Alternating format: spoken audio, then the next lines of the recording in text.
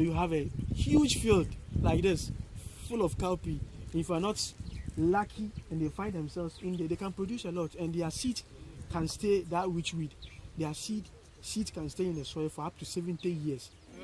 Yes, and so if this field is infested already, there's nothing you can do about it. Your only sure bet is to develop resistant lines.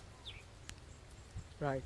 If you try to uproot them, there are some farmers have tried uprooting those leaves, but because they are attached to the roots of the cowpea, you might end up uprooting your own cowpea. Right? And there are so many, you can't finish uprooting them, and it will cause havoc. That is why we try to develop resistant lines.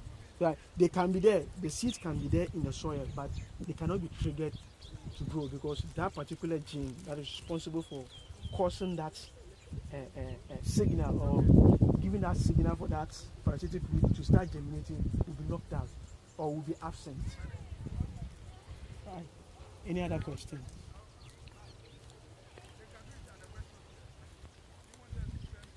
So molecular biology is all about DNA, manipulation of DNA, but remember, DNA cannot be harvested in the skies.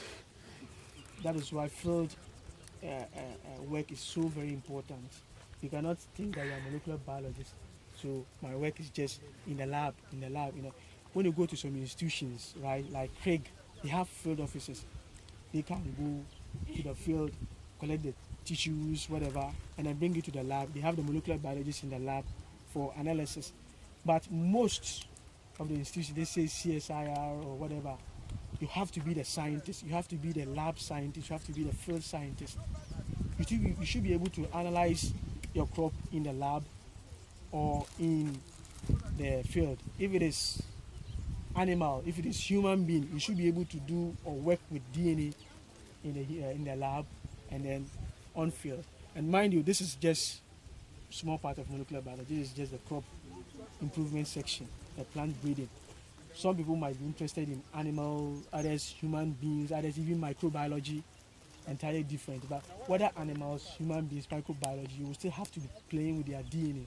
And DNA are the same. Once you extract the DNA from this crop, you extract the DNA from human beings, there are no difference. You only see A, T, C, and G, adenine, thymine, cytosine, and guanine throughout, whether it is plants or human beings or animals. So if you can manipulate the genes of this guy, you should be able to manipulate the genes of a human being. Right.